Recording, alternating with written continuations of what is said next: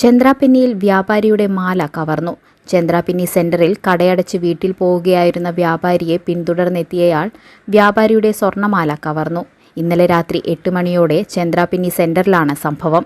സെന്ററിൽ കോലാന്ത്ര സ്റ്റോഴ്സ് നടത്തുന്ന ചന്ദ്രാപിന്നി സ്വദേശി കോലാന്ത്ര മനോഹരന്റെ 2.5 പവന്റെ സ്വർണ്ണമാലയാണ് കവർന്നത്.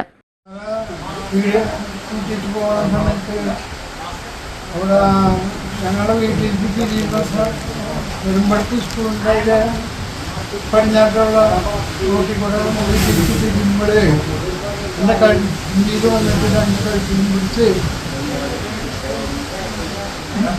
മാല പൊട്ടിക്കുന്നു അറിയില്ല. ഇങ്ങനെ കഴിയുന്നു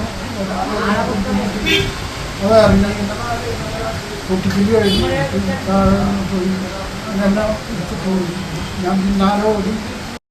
കടയടച്ച ശേഷം ദേശീയപാതയോരത്തുള്ള LP സ്കൂളിന് എതിർവശത്തുള്ള ചെറിയ റോഡിലൂടെ വീട്ടിലേക്കുള്ള വഴിയിലൂടെ നടന്നുവരവെയാണ് പിന്നിലൂടെ എത്തിയയാൾ മാല പൊട്ടിച്ച് ഓടിയതെന്ന് പറഞ്ഞു. കയ്പമംഗലം പോലീസ് കേസെടുത്ത് അന്വേഷണം ആരംഭിച്ചു.